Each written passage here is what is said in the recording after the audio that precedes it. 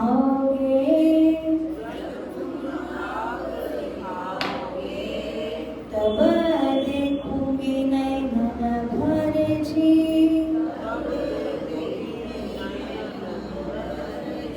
तब देखूंगी नैनन भर जी।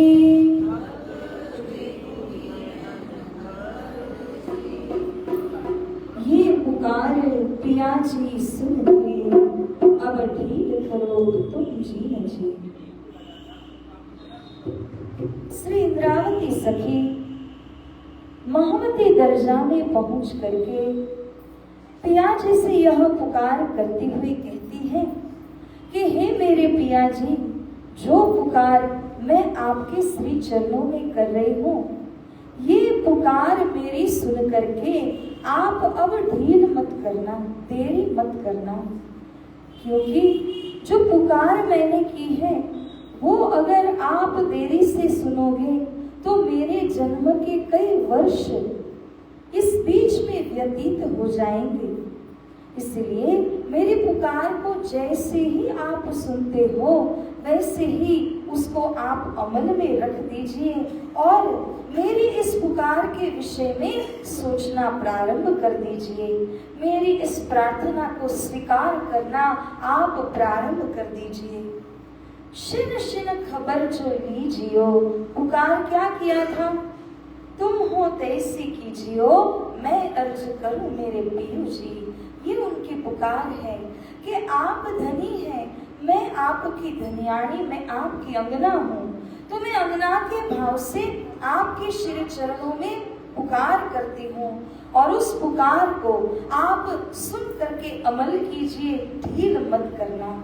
तो जब इस तरह की पुकार की और पुनः अब कहती है शिन शिन खबर जो लीजिए, धनी कंटिन्यूटी में आप मेरी खबर लीजिए। ऐसा न हो कि एक क्षण में आपने खबर ली फिर दूसरे क्षण में नहीं ली। ऐसा हुआ अगर तो एक क्षण में आपकी कृपा हुई मगर उसके दूसरे ही क्षण कृपा नहीं हुई, तो कृपा कैसे हो इसकी भी विनती इंद्रावती सखी ऐसे करती हैं कि हे पिया जी, हर क्षण में बस आपकी कृपा हो, किसी क्षण में अकृपा न हो, किसी क्षण में बिना कृपा के मैं खाली न रहूं। इस प्रकार आप मेरे ऊपर निरंतर सतत सदंतर कृपा करते रहिए। मैं अर्ज करूं दुल्हीन जी। ये पुकार किस भाव से की जा रही है कि इंद्रावती सखी पिया की दुल्हन है। इंद्रावती सखी अपना कोई रौब जमा करके नहीं करती है। ये बहुत अहम बात है।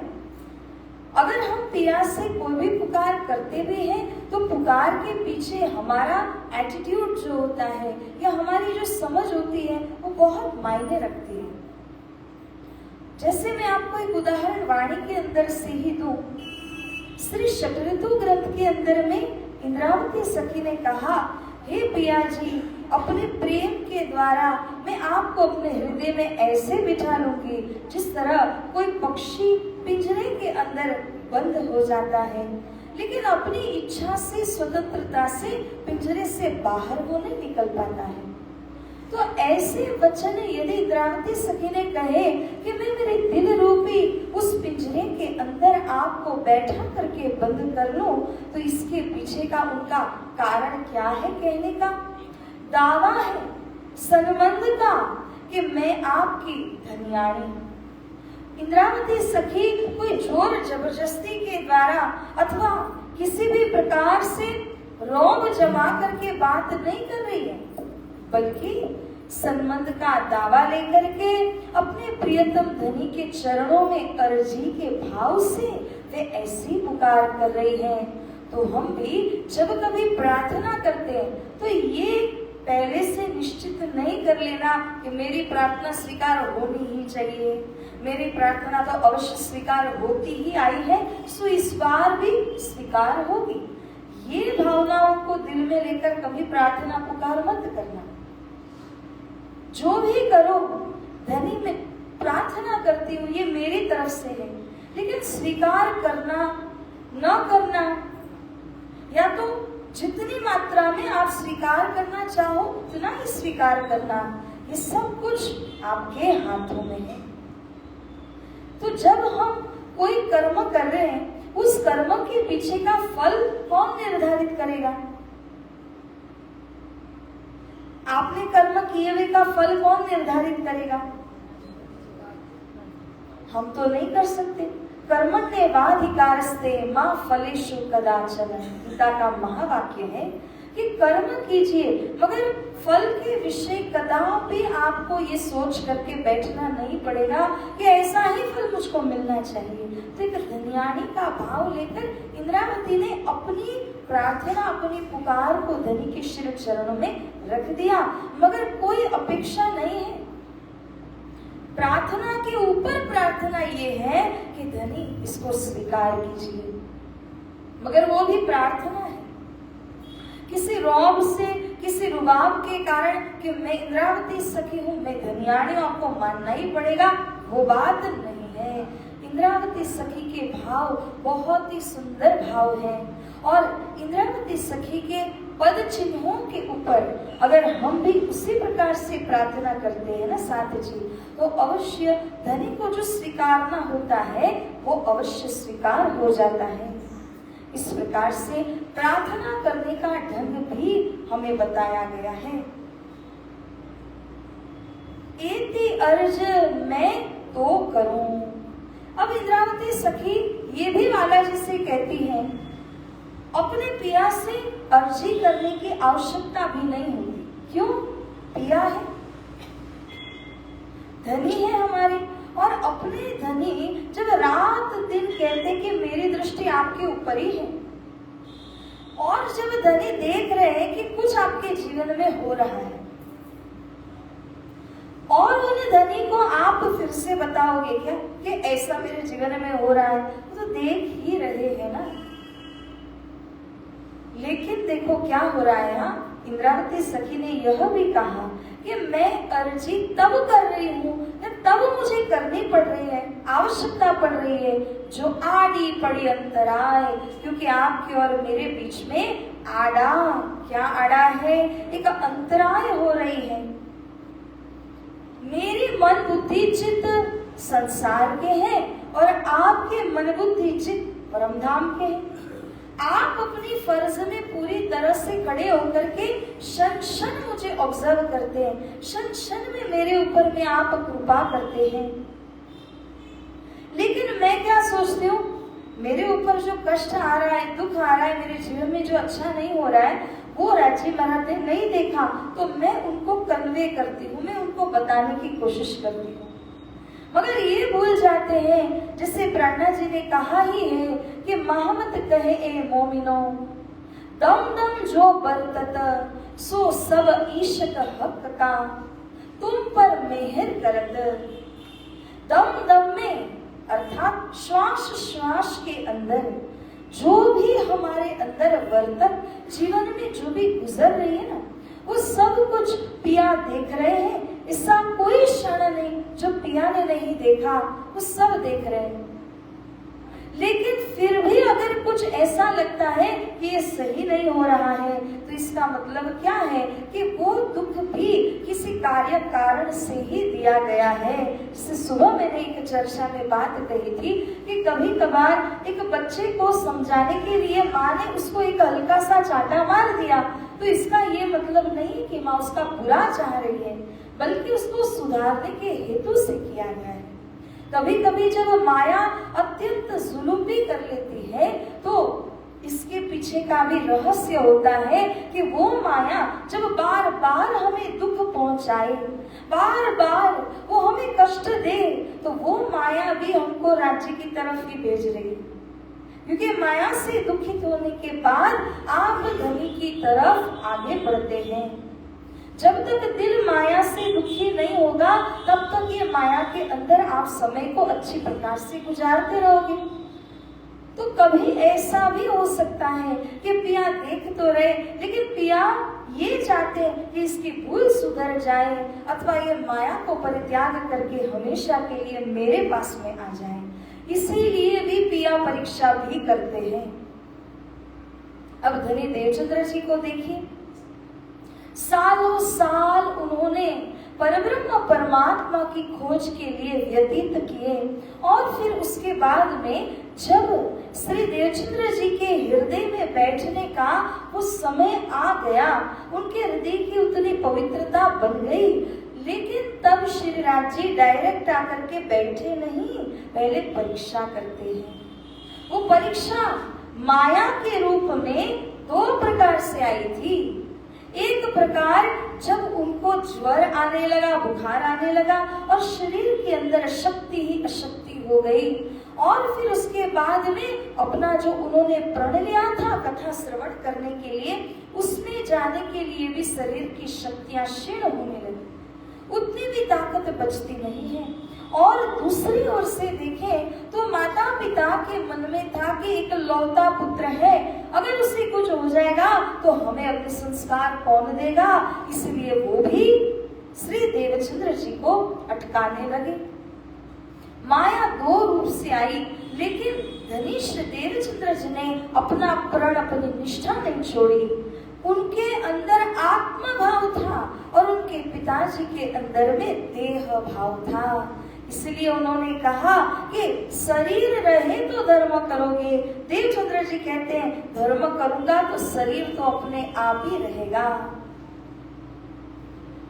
ये जो माया ने आकर के अंतिम में परीक्षा ली, वो किसके आदेश से ली थी?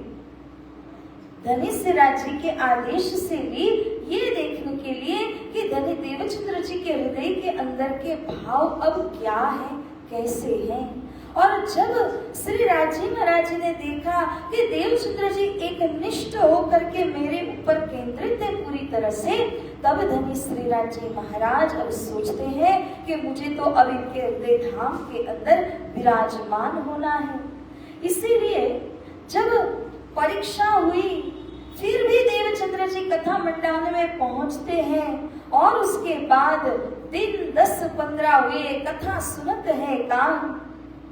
10-15 दिन व्यतीत हुए, कथा सुनते जा रहे, और शरीर की अवस्था जो बहुत बिगड़ गई थी, कमजोर हुई थी, अब वो सुधर करके पहले की तरह होने लगी। थोड़ा थोड़ा करके आहार लेने लगे, और फिर धीरे धीरे करके पहले की तरह कथा मंडान में जाना हुआ। सुंदर साथ जी, शरीर की भी एक अवस्था होती है, जिस अवस्था के अंदर में उस शरीर को दीदार हो सकता है, दर्शन ऐसे ही नहीं होंगे। तो जब श्री देवचंद्र जी के अंदर शरीर की वो दुर्बलता दूर होने के बाद में जब वो स्थिति में पहुंचे, तब श्री राजी महाराज जी ने दर्शन दे करके अपना परिचय भी दिया, और धनी श्री देवचंद्र जी से प्रश्न भी पूछते हैं। 5 अनादि प्रश्न के विषय की चर्चा कलशवाणी में आती है। तू कौन आई इत क्यों कर, कहाँ है तेरा वतन, नारद कौन खसम की, दृढ़ कर कहो वचन, तो जागत है कि नींद में, करके देख विचार, विध सारी याकी कहो इन जिनी के प्रकार।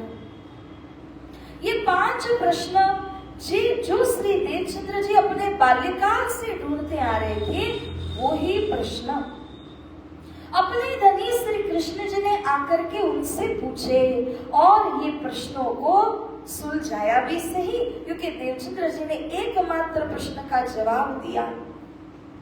जब धनी ने पूछा कि तू जागत है कि नींद में, तब कहा वास्तव में मैं स्वप्न ब्रह्मांड में हूँ, मगर लग ऐसा रहा है कि जैसे जागृत अवस्था में हूँ, इसके सिवाय मुझे कुछ भी पता नहीं है। हे धनी, मैं इतना ही दावे के साथ कह सकता हूँ कि आप मेरे धनी हो, बजाय इसके आपका कोई भी अन्य परिचय, आपका नाम क्या है, कौन से धाम से आप हो, मेरा आपके साथ का संबंध क्या है, वो मुझे अच्छी प्रकार से पता नहीं है, वो आप कृपया मुझको बताइए। और तब श्री राज जी ने अपना परिचय उनको सुनाते हुए कहा कि देखिए, आप परम धाम से आई हुई हो। इससे पहले जब मैंने आपके साथ में ब्रज लीला और रास लीला रचाई थी, उसके अंदर भी आपका आना हुआ था। और उस समय श्री कृष्ण के रूप में मैंने स्वरूप धारण किया और आप वहां पर गोपियों के रूप में आई हुई थी। उस समय 11 वर्ष और 52 दिन ब्रज लीला हुई और लंबी रात्रि में हमने रास लीला रचाई। और आपकी जो परमधाम के अंदर सुरता पर आत्मा है, उसका नाम सुंदर बाई सखी है। मगर आप अकेली नहीं आई हो, आपके साथ में और भी कई सारी ब्रह्म प्रियाएं जुड़ करके ब्रजरास में भी आई थी। 100 जागरण के ब्रह्मांड में यहाँ पर भी आई हुई है। और लीला अब जागरण के ब्रह्मांड की कुछ ऐसी है कि मैंने भी स्वरूप धारण करना है, सखियों ने भी स्वरूप धारण किया हुआ है। ब्रज और रास के अंदर आपका एकमात्र गोपियों का मतलब कि स्त्री जाति के अंदर अहिर कुंभ के अंदर एक स्वरूप आपने धारण किया था। अब जो ये लीला होने जा रही है, इसका नाम जागरण की लीला है। और यहाँ पर मैं जो आऊंगा वो आपके हृदय में बैठूंगा, यहाँ से लीला होगी। और जो बाकी सारी सखियां हैं वो सब अलग अलग रूप को धारण करते हुए, कोई पुरुष कोई स्त्री आदि बन करके, कोई देश में कोई विदेश के अंदर जन्म लेकर के आएंगे। इन सबको हे देवचंद्र जी आपको ढूंढना पड़ेगा। और जो तत्व मैं आपको बताने जा रहा हूँ उसी बात को आप उन्हें बताइए, उनको आप याद दिलाइए।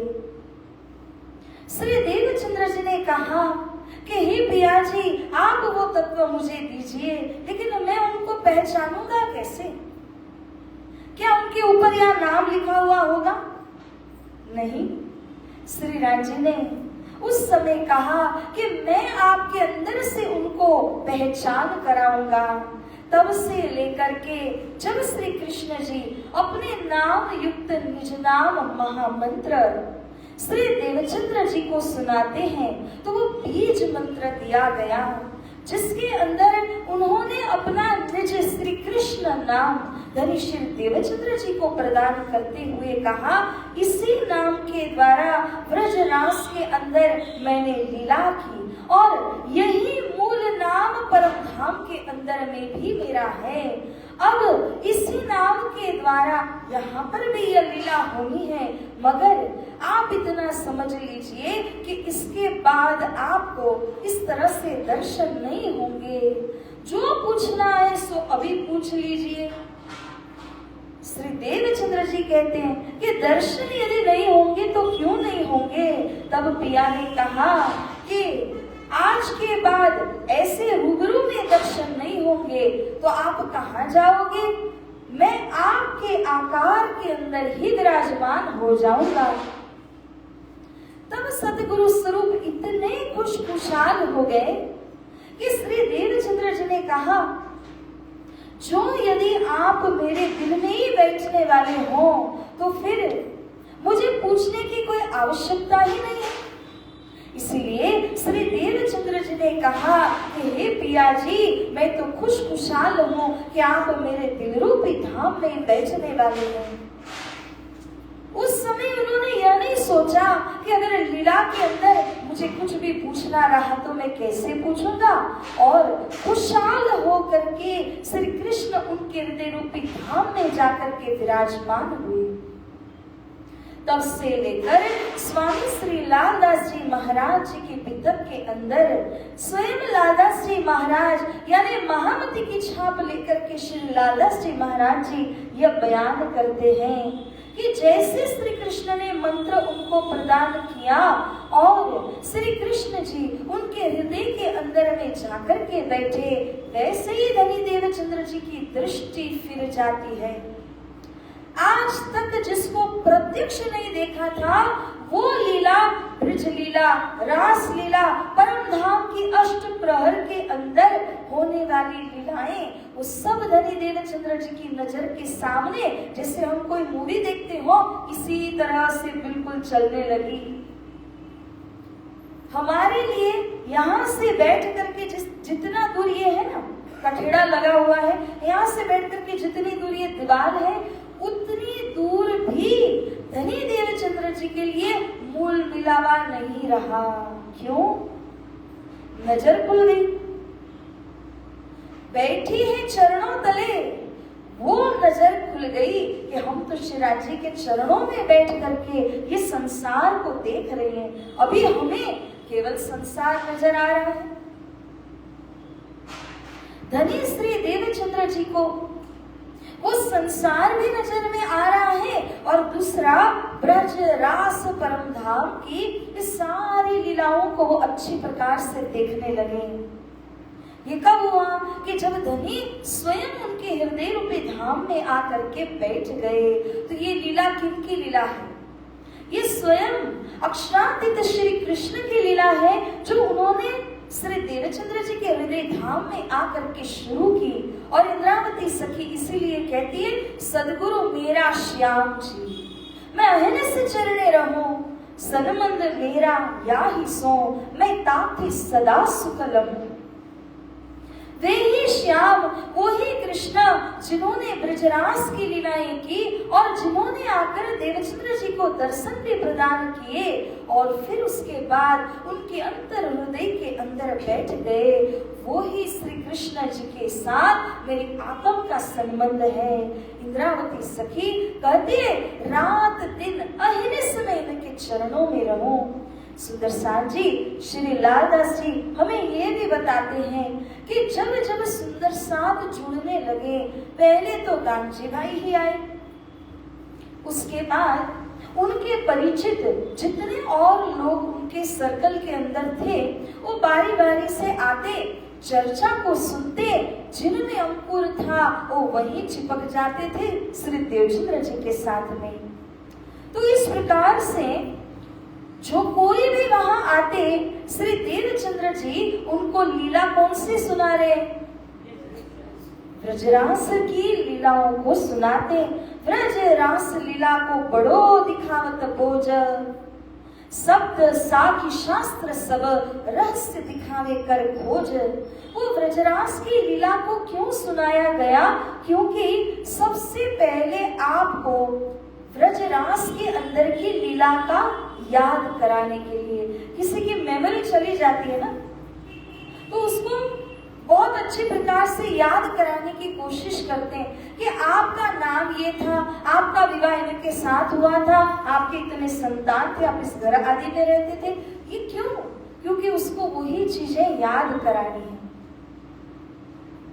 जो ब्रह्म सृष्टियां परमधाम से पहले ब्रजरास के अंदर में आई, उनको वो दोनों लीलाओं का स्मरण इसीलिए कराना है क्योंकि ब्रजरास के अंदर का प्रेम लेकर के उस अंदर के जीवात्मा को जागृत करना है। जब वो जाग जाएगा तब आगे की जो हमारी परम धाम की लीला है, उस लीला को समझने के लिए वो एलिजिबल यानी कि पात्र बनेगा। ये जागने की लीला है ना, वो ऐसे ही नहीं हो सकती, वो क्रम से आगे बढ़ती है। पहले ब्रजरास की सुख उसको याद दिला करके वो प्रेम उसके हृदय के अंदर में जागृत करने के बाद परम धाम की लीला का साक्षात्कार भी सतगुरु ने ही उसे कराया। और अगर आप देखो कि डायरेक्ट उसको अगर परम धाम की लीला में याद कराने की कोशिश की जाती है, तो जब नाई आया था देवचंद्र जी के पास में, सबसे पहले कौन आया? हजामत करने वाला नाई आया था। और उस नाई को धनी देवचंद्र जी ने ये है निज धाम, नौभौम दसवीं चांदनी, पहली भूम दूसरी भूम करते करते करते परिक्रमा एक पूरी कराई। फिर मानिक पहाड़ को आजादी में ले गए, तब उसने हाथ जोड़े क्योंकि वो समझने के लिए वो पात्रता नहीं बनी थी। और तब से श्री देवचंद्र जी ने समझ लिया कि जागने की लीला क्या है। जागने की लीला में ब्रज भी आता है, रास भी आता है, जागनी भी होती है, धाम की लीलाएं भी आती हैं, तो वो जागनी कंप्लीट है। और अगर तीन लीला चौथी घर की इन चारों को या में भोग नहीं होता तो फिर केवल परमधाम की लीला से काम बच जाता। लेकिन ऐसा नहीं है, क्रम से जागनी होती है, क्योंकि ये जीव माया के अंदर कब से फंसा हुआ है। उस जीव के साथ परमधाम की सुरता परात्मा बैठ करके इस खेल को देख रही है। जगाना, याद दिलाना उस परात्मा को है, मगर उसे जगाने के लिए पहले उसके अंदर के जीव को जगाना पड़ेगा। तभी प्रार्थना जी कहते हैं, भुंडा जीव तू जाग जरे। उस जीव को हथौड़ा मार मार मार करके श्री प्रार्थना जी जागृत करने की कोशिश करते हैं, क्योंकि जब तक वो जीव नहीं जागता तब तक अंदर बैठी हुई जो पर आत्मा है, सुरता है, वो सुरता भी जाग नहीं पाएगी। तो इस प्रकार से धनी श्री देवचंद्र जी की परीक्षा हुई। परीक्षा में जब पास होते हैं तब श्री राजी दिल में बैठ गए। जब दिल में बैठे तो ब्रज रास जागनी परम धाम सब कुछ नजर के अंदर में आने लगा, कोई बात छिपी नहीं रही। और इसलिए मैंने कहा मूल मिलावा उनसे इतना दूर भी नहीं था। तभी कहते हैं सहरक से नजीक था। जब गला दबा दिया जाए, गले में नसें होती हैं और उस नस को जब अच्छी तरह से दबा देते हैं तो प्राण निकल जाते हैं। जितना समय इसको दबाओ तुरंत प्राण निकल जाएंगे, उतने से भी नजदीक है श्री देवचंद्र जी के लिए वो मूल मिलावा। दूरी तो नामात्र की दूरी है ही नहीं। तो ऐसे धनी श्री देवचंद्र जी की भी जब परीक्षाएं हुई माया के बीच में, सुंदर साथ जी मैं ये कहना चाह रही थी कि धनी देवचंद्र जी जैसे माया के प्रकरण में हमने सुना, देता पीड़े दुष्ट निषाध नहीं अदक्षिणनी समाध। जब यहाँ दुष्ट और साधु सभी पीड़ित होते हैं, श्री देवचंद्र जी को भी माया ने इसी तरह परीक्षाओं के ऊपर परीक्षा लेती गई। श्री महाराज के जीवन में देखिए हर एक दिन नया चैलेंज था उनके लिए। इतनी बड़ी भारी जमात को जब वो लेकर के चलते धर्म पर्यटन के अंदर, क्या क्या मुसीबतों का सामना नहीं किया।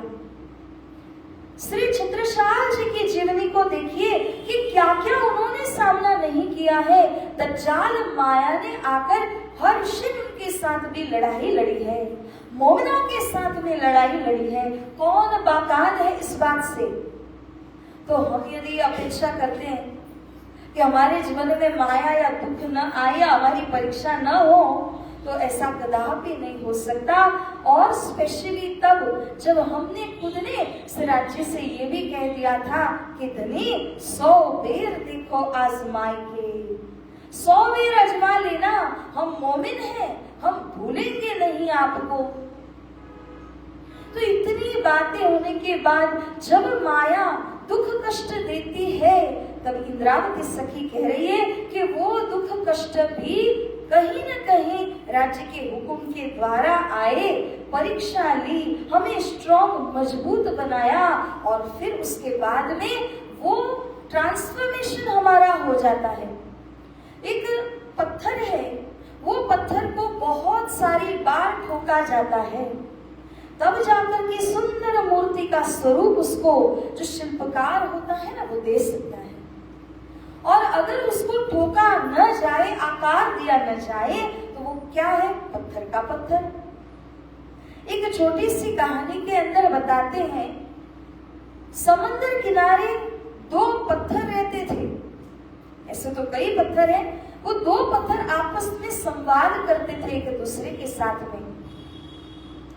तो कुछ लोग आए, उन पत्थरों को ले जा करके उन्होंने फैक्ट्री में डाल दिया प्रोसेस आदि करने के लिए।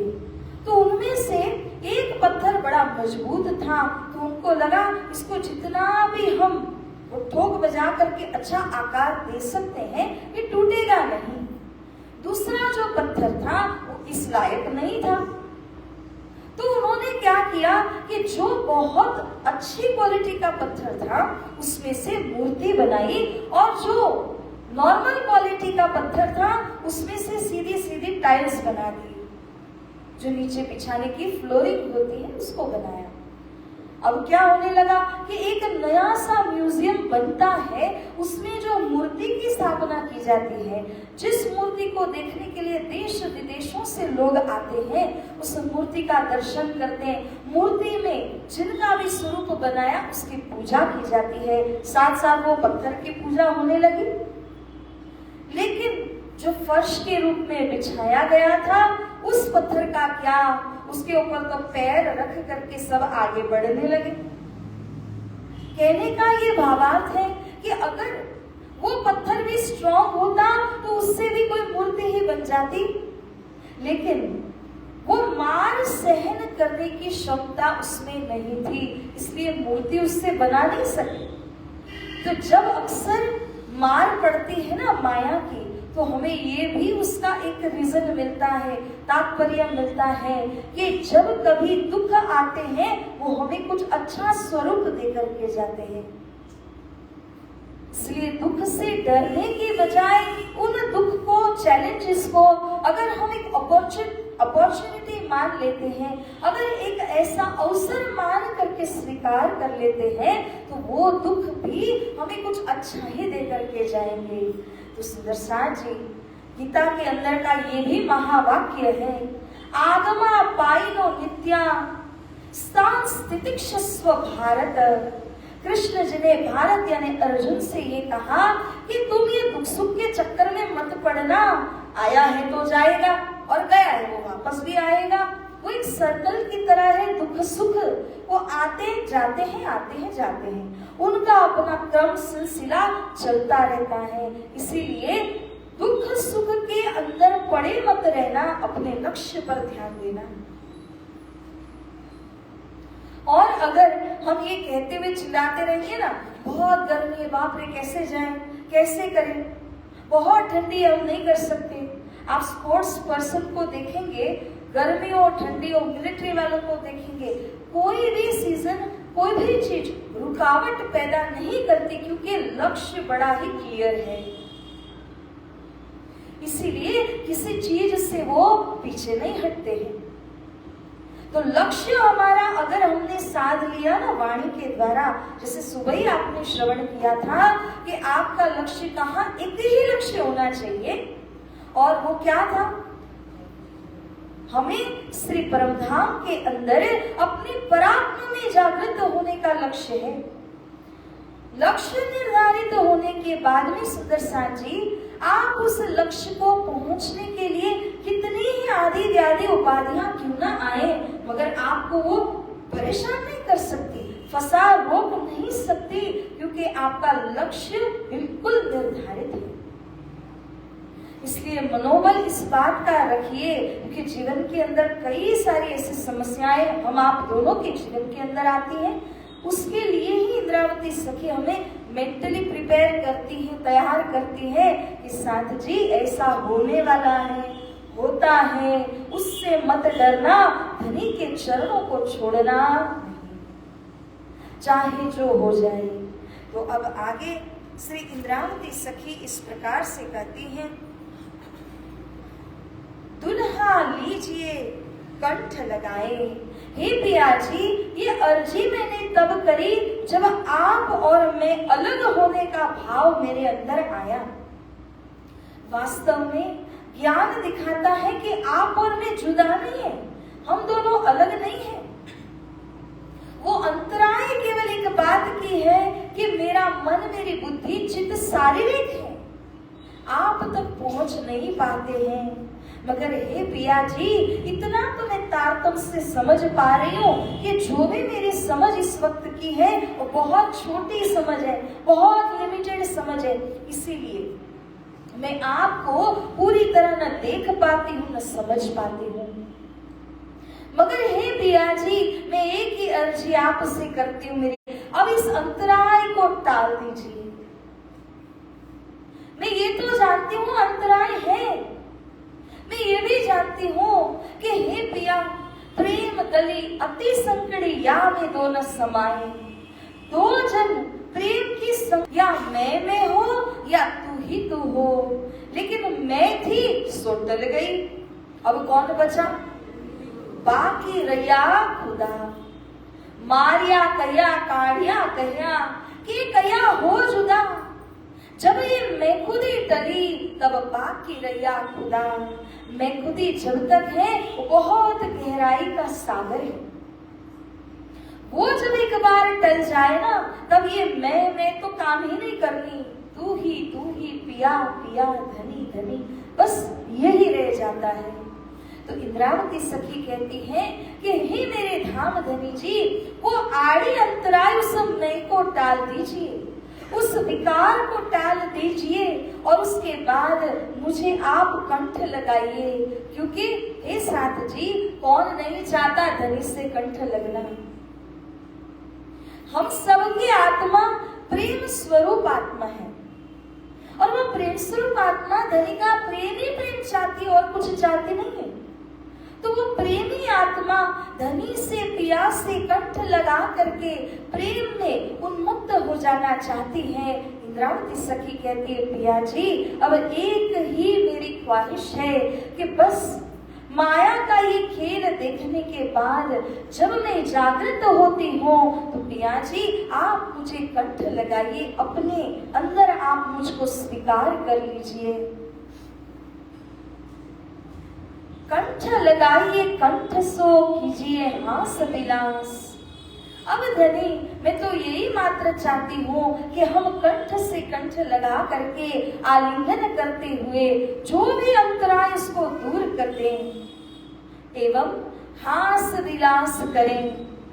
हम जब इस सखियां भी मिलती हैं आपस में और यहाँ उधर इधर की बातें जब करती हैं तो कुछ देर तक तो बड़ा अच्छा लगता है, और अगर पिया जी के साथ हमारा मिलन हो जाए तो पिया जी की प्रेम मधुरी भावनाओं के अंदर जब पिया से हम हास विनोद विलास करने लगी, पिया हमसे बातें करने लगे तो बात ही क्या हो जाएगी और हम कौन सी दशा में पहुंचेंगे। पिया से मिलन तो कौन नहीं चाहता, सभी चाहते हैं। और ये मिलन करने के लिए आप देखें तो कई ऋषि महर्षि त्यागी तपस्वी जनों ने कितना कुछ नहीं किया, परंतु ये मिलन का एक बूंद जितना रस भी उनको प्राप्त नहीं हुआ है।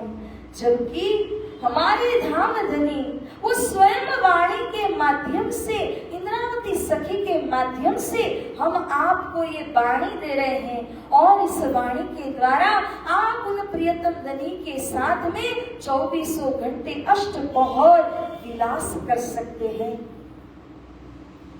जैसे हॉटलाइन होती है ना, जब मन किया तो कनेक्ट हो जाते हैं। बस ये वाणी वही है। वाणी के जरिए पिया की कोई भी चौपाई लीजिए, पिया को स्मरण कीजिए और पिया इस वाणी के अंदर ही विराजमान है। ये मत भूलना, जैसे कहा गया कि जब बाइबल का कथन पूरा हुआ तो ईसा कहाँ पे बैठे, उनकी अपनी बाइबल में जाकर के विराजमान हो जाते हैं। सुखदेव जी ने जब भागवत कही तो वो कह करके अपनी भागवत के अंदर में तिरोहित हो गए।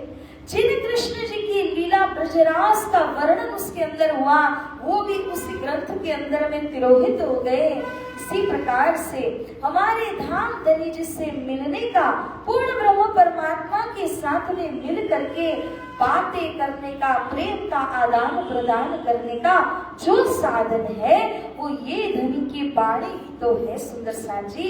इसीलिए इस वाणी को मत छोड़िए।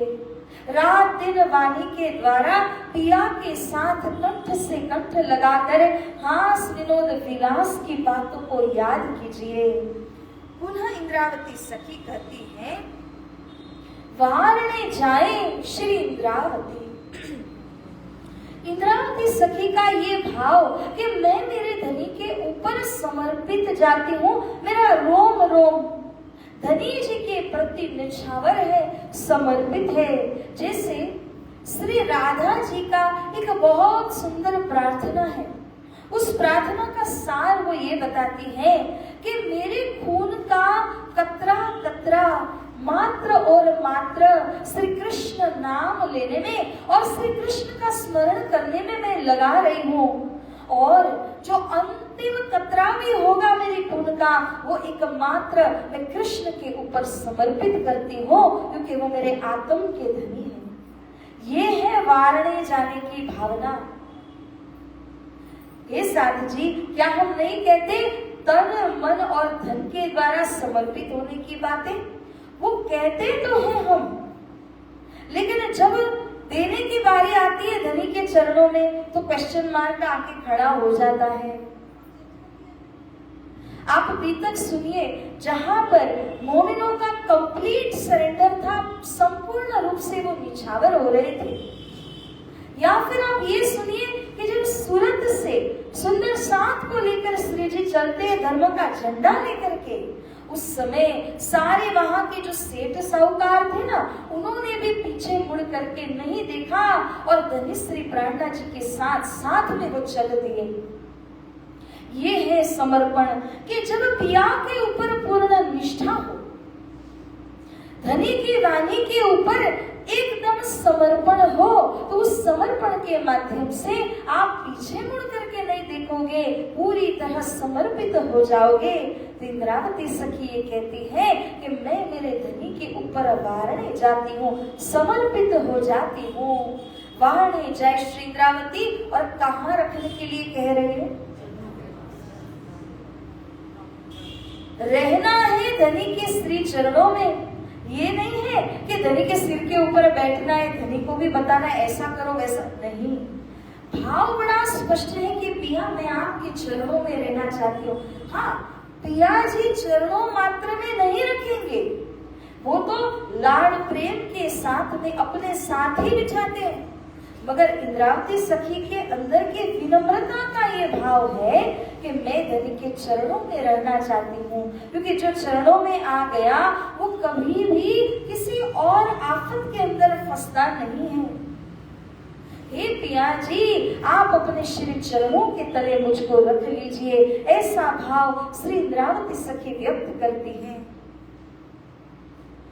तुम दुल्हा में दुल्हन और न जानो बात, ईशक सो सेवा करो सर्व अंगों साक्षात। अब ये भाव इंद्रावती सखी ने और गहराई में ले जाकर के कहा कि धनी आप कौन है? मेरे आत्म के दुल्हा हो और मैं आपकी दुल्हन का भाव रखती हूँ, इसीलिए मेरे पिया जी, मेरे धनी जी, आप जो दुल्हा हो, मैं दुल्हन की तरह आपकी सेवा करूँ, दुल्हन की तरह मैं हमेशा आपके ऊपर समर्पित रहती हूँ। मेरा एक ही लक्ष्य है, प्रेम सेवा करना। उसी प्रेम सेवा के माध्यम से आपके हृदय को मैं विजयी करना चाहती हूँ, प्रसन्न करना चाहती हूँ। इस प्रकार से इंद्रावती सखी कहती है, सर्व अंगो साक्षात, मेरे अंग प्रत्यंग से कोई एक रोम मेरे अंदर ऐसा न हो कि जिस रोम का समर्पण मेरे धनी के प्रति न हो। हर रोम के द्वारा हे धनी, हे पिया, मैं आपके ऊपर वारणे जाती हूँ, ऐसी अर्जी इंद्रावती करती है। सदा सुख दाता श्री धाम धनी, मैं क्या कहूँ इन बात जी। आप कौन है? हमेशा जो सुख है ये सुख प्रदान कर सकते हैं। आपके पास में आकर के कभी कोई दुख कष्ट का सामना नहीं करना पड़ता, क्योंकि धनी कौन है? सुख को निधान है। तो हमेशा जो सुख के दातार हमारे प्रियतम धनी है, उन धनी जी के चरणों में यह विनंती करती है इंद्रावती सखी कि सदा सुखदाता धाम धनी में और क्या कहूँ इसके आगे, सब कुछ मैंने इस अर्जी के अंदर में कह दिया। और अब कहती है अंतिम में, महामती युगल स्वरूप पर अंगना बलि बलि जात। ये महामती यानी इंद्रावती सखी को सदगुरु ने आशीर्वाद देकर के कहा कि संसार में तो सब स्वप्न बुद्धि वाले हैं, मगर आपके अंदर मैं परमधाम की जागृत बुद्धि को प्रवेश करवाता हूँ।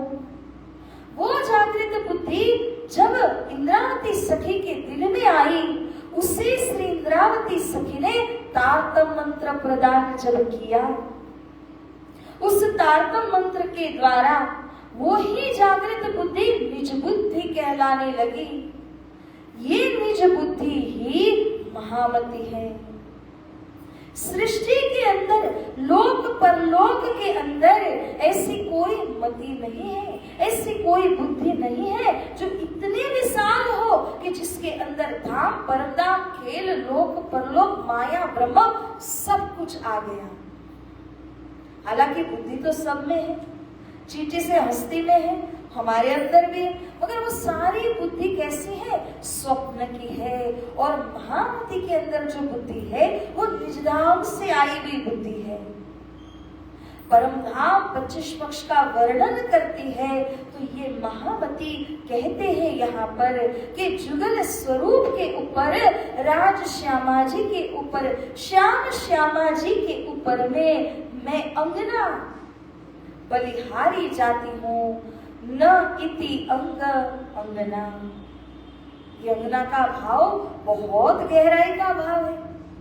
जब धनी के सामने आपने अपना कोई पर्सनल अस्तित्व नहीं समझा है, उस भाव, उस दशा को अंगना कहते हैं।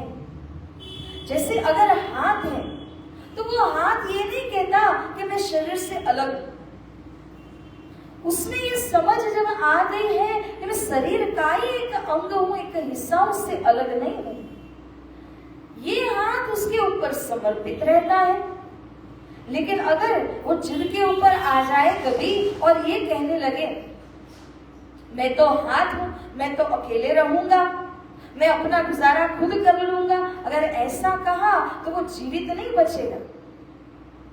तो अंगना का भाव ये होता है कि जब वो अपने धनी जी के साथ में एकाकार हो जाती है, इस तरह से अंगना का भाव लेकर के श्री इंद्रावती सखी अपने पिया के चरणों में नतमस्तक हो जाती है और अपने पिया से कहती है कि युगल स्वरूप के ऊपर पहले श्यामा जी के चरणों में और फिर राज्य के चरणों में श्यामा जी का भाव लेकर के अर्पण हो जाती है। बहुत बहुत उम्दा भाव सुंदर साथ जी छोटी अरसी के अंदर। और यदि आप दैनिक अपनी सेवा पूजा के अंदर ये बोलते हैं तो हर एक अल्फाज इसका आपके मन को इतना ऊपर उठा लेता है कि इंद्रावती सखी के भाव तक हम पहुंचने लगते हैं। उनके भाव तक पहुंचने की किसी की ताकत नहीं है हालांकि, मगर एक अंश भी अगर, जैसे मैंने कहा ही था, एक अंश भी अगर उनका हमारे अंदर आ गया, हमारा तो जीवन सार्थक कृतकृत्य बन जाएगा। बस चाहते ये हैं कि उनके पद चिन्ह के ऊपर हम चलते रहें और इस संसार रूपी सागर से हम तैर सकें। अन्यथा ये संसार किसी को आगे तैर करके ब्रह्म चरणों में पहुंचने के लिए नहीं देता। तो सुंदर साथ जी ये बहुत गहराई के भाव आपने इन 2-3 दिनों के दरमियान श्रवण किए। और ये सेवा पूजा जब भी करो तो इन भावों को अपने दिल में लेकर के करो। एक एक भाव कितने गहराई का है। तो आइए चौपाई को दोहराते हैं। सदा सुखदाता धाम धनी,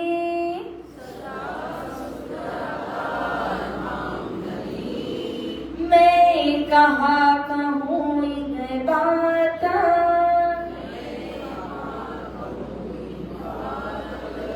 श्री महामति युगल स्वरूप पर,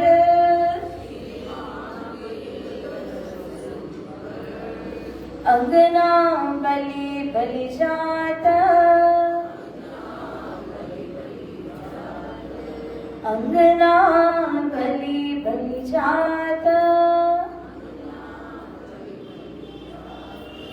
बोले श्री कृष्ण कन्हैया लाल की, सद्गुरु महाराज की, श्री प्राणनाथ प्यारे की, बोल बोल पंजे वाले की जय।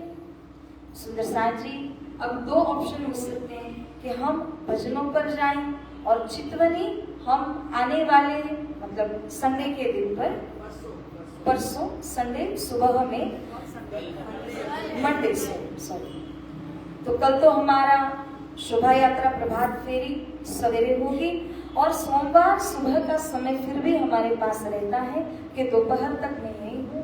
तो सुबह में जैसे आप वाणी चर्चा का लाभ ले रहे हैं, ऐसे सोमवार के दिन सुबह में हम चित्रवनी कर सकते हैं, एक ऑप्शन ये भी है। और दूसरा, यदि अभी चित्रवनी करना है तो चित्रवनी कुछ देर करके फिर भजनों की तरफ आगे जाएंगे।